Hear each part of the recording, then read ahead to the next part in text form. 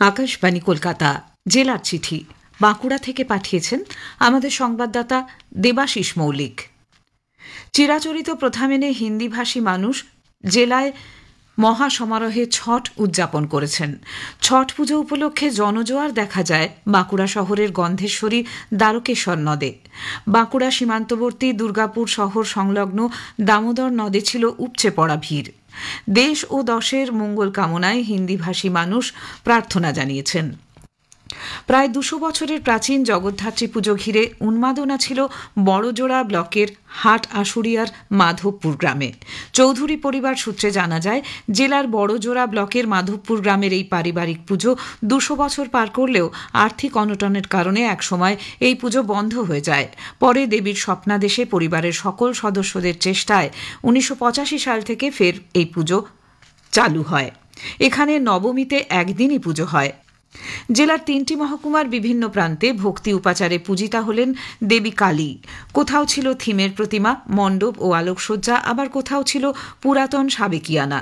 জেলায় সাবেকি পুজোগুলির মধ্যে ছাতনা থানার জিরডা, সোনামুখী থানার সোনামুখী শহরের মাইতো কালী, সার্ভিস কালী ইত্যাদি ছিল বিশেষ উল্লেখযোগ্য।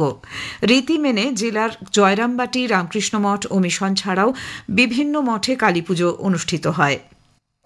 জেলার বিভিন্ন শ্মশানে কালীপুজো ভক্ত ও দর্শনার্থীদের ভিড়ে জমজমাট ছিল। ঐতিহ্য ও পরম্পরা অনুযায়ী জেলা জুড়ে পালিত হল দীপান্বিতা আলোর উৎসব এবং ভাইফোঁটা। শহরের প্রতিটি জায়গায় আলোকমালায় সেজে উঠেছিল। কালীপুজো ও দীপাবলির পরপর অনুষ্ঠিত হয় ভ্রাতৃদ্বিতীয়া। বোনেরা ও দিদিরা নতুন পোশাকে প্রদীপ জেলে শঙ্খধ্বনিতে ভাইদের কপালে চন্দনের ফোঁটা পরিয়ে দেন। পাতে দেন রকমারি মিষ্টান্ন ছাড়াও লুচি, ভাত, ভাজাভুজি, মাছ, মাংস সহ নানা পদ। জেলার শতাব্দী প্রাচীন শ্রী শ্রী রামচন্দ্রের রথযাত্রা উৎসব কিংবদন্তি মেনে মহা ধুমধাম সহকারে পালিত হল ওন্দা ব্লকের শান্তর গ্রাম পঞ্চায়েতের তপবন গ্রামে। দুর্গাপুজো শেষ হলেই বিজয়া থেকে ৮ দিন ব্যাপী অনুষ্ঠিত হয় এই রথযাত্রা। তপবন গ্রামেই রয়েছে শতাব্দী প্রাচীন রঘুনাথ জিউয়ের মন্দির। সেখান থেকে প্রতিদিন মস্ত পিতলের রথে শালগ্রাম শিলার নারায়ণ, রামচন্দ্র, লক্ষ্মণ, সীতা, হনুমান, জাম্বুমান মূর্তি রথে চড়িয়ে রঘুনাথ জিউয়ের মন্দির থেকে রথ টেনে তপবন গ্রামের রথ ঘর পর্যন্ত প্রদক্ষিণ করা হয়। মেলা বসে, হাজার হাজার ভক্তের সমাগম হয়। ফি বছর কালী পুজোর দিন থেকেই আনন্দোৎসবে মেতে ওঠেন দক্ষিণ বাঁকুড়ার আদিবাসী কুর্মী সমাজের মানুষ। হাজারো প্রতিবন্ধকতা আর সাইবার যুগে এসেও নিজেদের ঐতিহ্য ও পরম্পরা এখনও তাঁরা ধরে রাখার চেষ্টা করে চলেছেন, যার ফলশ্রুতিতে বছরের পর বছর ধরে কালী পুজোর পরদিন বাঁধনা পরবে মেতে ওঠেন এই প্রান্তিক মানুষগুলি। জেলায় ঐতিহ্য মেনে পালিত হল ডাক সংক্রান্তি উৎসব। ডাক সংক্রান্তি জেলায় নলডাকা সংক্রান্তি নামেও পরিচিত। বাংলা ক্যালেন্ডারে আশ্বিন মাসের শেষ দিনে সমগ্র রাঢ় বাংলার গ্রামীণ হিন্দু কৃষক সমাজের পালনীয় একটি লৌকিক উৎসব এই নলডাকা সংক্রান্তি। ধান জমিতে ফুল ধরা সবুজ ধান গাছকে গর্ভিণী জ্ঞানে পুজো করা হয়। জেলার পাঞ্চেত বন বিভাগের বাঁকাদহ রেঞ্জের বাঁকাদহ জয়রামবাটি রাজ্য সড়কের মাগুরার জঙ্গলের কাছাকাছি সম্প্রতি একটি চিতাবাঘ রাস্তার ধারে মৃত অবস্থায় পড়ে থাকতে দেখা যায়। চিতাবাঘটি কিভাবে এলো এবং কেন মারা গেল তা নিয়ে সেই পাঞ্চেত বন বিভাগ তদন্ত শুরু করেছে। জনপ্রিয়তার দিক দিয়ে বিচার করলে বিদেশের বুলফাইটের থেকে কোনো অংশে কম যায় না বাঁকুড়ার গরু খুঁটা।